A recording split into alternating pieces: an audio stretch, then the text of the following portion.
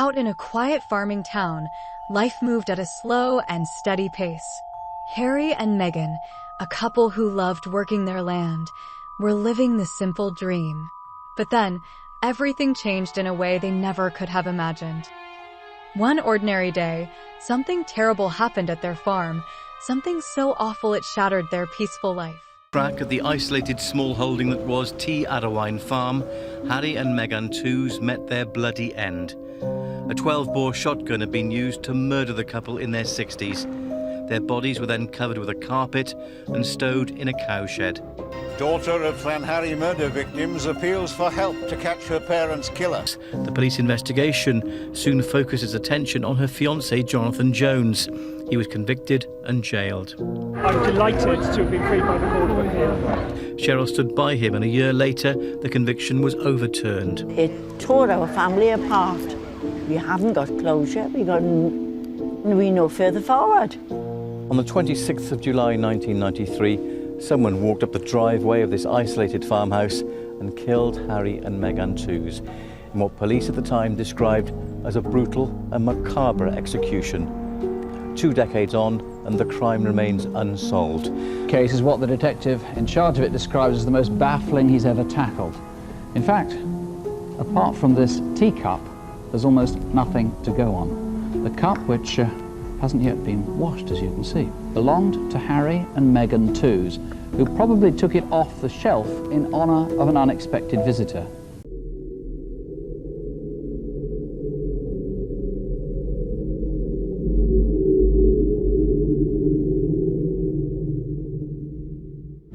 Hey True Crime fam, buckle up because Crimeco is back with another chilling case that'll send shivers down your spine. We all love a good mystery, one that keeps us guessing and peeking over our shoulders. Here at Crimeco, we're all about unraveling those tangled threads, bringing you the stories that haunt our collective memory. So, if you're ready for a deep dive into the dark side, hit that subscribe button and smash that like button. It fuels our hunt for the truth. Now, grab your favorite beverage, get comfy, and prepare to crack open a case that'll leave you saying, "Wait, what?" All right, detectives, let's get cracking. Llanharry was a sleepy village in Wales, a quiet place where life ticked by slowly. Harry and Meghan Tews lived there, running a small farm and enjoying the peacefulness of the countryside. They had no idea their happy life was about to be ripped apart. It was July 26, 1993, just a normal day for the Tewses. They went into town to get their pension money and then headed back to their farm, called Ty Ary1. They didn't know evil was waiting for them. In the afternoon, a loud shotgun blast shattered the quiet. Neighbors heard it, but they figured Harry was just out shooting rabbits like he sometimes did. They had no idea it was the sound of a terrible crime. But then it's just across the field, but not far away. Joyce Davis, who lives next door, remembers that afternoon in 1993 vividly. We heard 2 shots. I just thought it was Harry shooting rabbits, that's all. And, well, we didn't know anything was wrong till the night, and they were all out looking for him. When evening came and Cheryl, Harry and Meghan's daughter, couldn't reach her parents on the phone, she got worried. The silence was strange. She called the police, and that's when everything unfolded.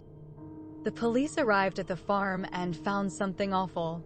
Harry and Meghan's bodies were hidden in the cowshed, covered in hay. But what they saw inside the house was even creepier. The dinner table was all set up fancy, like they were expecting important guests. There was even a special teacup, one they only used for celebrations. It felt horrible next to the brutal scene. The kitchen smelled like lunch was just cooked, a sad reminder of the lives that were lost. The more the police investigated, the weirder it got. There were no signs of a break-in, nothing stolen. It looked like Harry and Meghan knew whoever killed them. The fancy table setting, Harry's shirt carefully folded on the bed, it all seemed like the killer was someone they trusted, someone who pretended everything was okay. The police suspected Cheryl's boyfriend, Jonathan Jones. His fingerprints were on the special teacup, and he had money problems and a shaky alibi. It looked like he might have killed Harry and Meghan for their money. But as the investigation went deeper, things got more confusing. Was Jonathan really capable of doing something so awful to his girlfriend's parents? Or was he just in the wrong place at the wrong time? The evidence seemed to point to him, but something wasn't right. The truth was hidden somewhere, waiting to be found. The investigation into Harry and Megan Tewes' murders zeroed in on one person, their daughter Cheryl's boyfriend, Jonathan Jones. On the surface, he seemed like a regular guy, a young man from Wales with big dreams of working in marketing.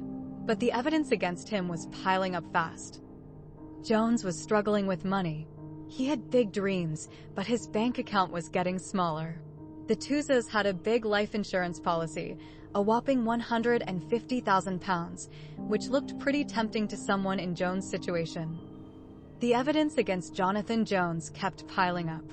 Prosecutors painted a dark picture, a guy so desperate for money that he would kill his girlfriend's parents. They believed Jones planned the murders carefully.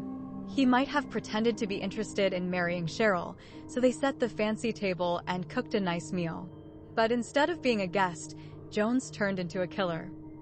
The prosecution said he used a shotgun to kill Harry and Megan in different parts of the house. Harry was probably caught off guard in the shed, while Megan might have tried to run before she was killed. Finding their bodies hidden under hay and a tarp was awful. It showed whoever did it was trying to cover their tracks. But the weirdest part was the inside of the house. The untouched food, the fancy table, it all seemed like a horrible joke. Like the killer was pretending everything was normal after just murdering 2 people. And right in the middle of this creepy scene, there was a fingerprint on a teacup, Jones' fingerprint. The defense team tried to argue that the evidence wasn't strong enough, that Jones couldn't have done it. They said there wasn't even a real reason for him to kill them. But the jury didn't believe them. After a short discussion, they found Jones guilty and sent him to prison for life. Cheryl, Jones' girlfriend and the daughter of the victims, couldn't believe it. She was sure he was innocent and even offered a big reward for any information that could prove it. Her loyalty to Jones was strong, even after all this tragedy. The verdict came in, guilty. Jonathan Jones was going to prison for life for killing Harry and Megan Tewes. It seemed like justice was served, but for the town of Lanharry, things weren't so clear. Cheryl, their daughter and Jones' girlfriend, refused to believe it. She loved Jones and knew he wasn't capable of something so awful. To prove it, she offered a huge reward, a whopping £25,000, for any information that could clear his name and find the real killers. It was a big gamble, using some of the money she inherited from her parents. This wasn't easy on Cheryl. Her family didn't understand why she still stood by Jones. They thought she was letting love cloud her judgment, especially after seeing the evidence in court. But Cheryl wouldn't be swayed. Meanwhile, Jones' lawyers started digging deeper. They found some mistakes made during the trial, and little by little, the case against Jones started to fall apart. In a surprising turn of events, the court threw out the guilty verdict entirely. Jones was a free man. Outside the courthouse, it was a scene of pure joy. Cheryl and Jones hugged, finally reunited after years apart. Love and truth won, Cheryl declared. But even though Jones was free, there were still unanswered questions. He hadn't gotten any money for the time he spent in prison, and the evidence against him, although not enough for a conviction, was still pretty suspicious. The mystery of who killed Harry and Megan Tewes remained unsolved. It was a victory for Jones, but for everyone else, it was a frustrating reminder that sometimes the truth can slip right through our fingers. Years passed, and the mystery of who killed Harry and Megan Tewes only got deeper. It was like being stuck in limbo with no clear answers. Every now and then, a new clue would pop up, an anonymous letter with some hints, or some old shotgun shells found in a forgotten mine. The police would get excited, but then it would lead nowhere again. For a while, it seemed like things were finally moving forward. Forensics tested the old shotgun parts, and detectives went back over witness statements. But as time went on, even these leads turned cold. It was like the killer had vanished without a trace, leaving everyone frustrated and with no idea who to blame. Even though years passed, The murders of Harry and Meghan Tews never faded from people's minds in Wales. It was a constant reminder of how evil people can be and how sometimes justice seems impossible. Every year on the anniversary, people would call for answers, hoping for some closure. Then, in the summer of 2023, on the 30th anniversary of the murders, a tiny spark of hope flickered. The South Wales police decided to take another look at the evidence. This time, they'd use the latest science, stuff that seemed like something out of a movie just a few years ago. Maybe these new tools could find something the old ones missed. With this new technology, there was a chance they could finally get some real clues from the evidence they already had. It felt like every new invention in science brought them a little closer to the truth. People who never gave up hope started to believe again. As they dug deeper, a name came up again: John Cooper. This guy was a convicted robber who liked to kill people with a shotgun. He had a trail of bodies behind him, and the police wondered if he might be connected to the Tews case. There were some strange similarities. Both Harry and Meghan were killed with a shotgun at close range, and the killer tried to hide their bodies. Plus, the whole thing seemed way too bold for a random crime. John Cooper's way of doing things seemed awfully similar to what happened in Lanharry. Could this be the answer they'd been waiting for all this time? The answer to who this monster was, who got away with murder for so long. The connection to John Cooper seemed promising at first. He was a murderer who used a shotgun, just like the killer of Harry and Meghan Tews. But the more the police looked, the less it fit. John Cooper usually killed people he knew, and the Tewses didn't seem to know him at all. Also, the crime scene at the farmhouse was weird. The fancy table with the good china was all set up like they were expecting guests. That didn't seem like something John Cooper would do. He was more of a quick and brutal killer, and he liked to steal things. But nothing was missing from the Tews house. The deeper they dug, the more confusing it became. It felt like every answer led to two more questions. But the people who wanted justice wouldn't give up. They believed the truth was out there, even if it was hard to find. The Tews case became a local legend in Wales. It was a sad story about love, loss, and a family desperate for answers. No one knew if they'd ever find out who killed Harry and Meghan, but one thing was for sure: the community wouldn't let the killer win.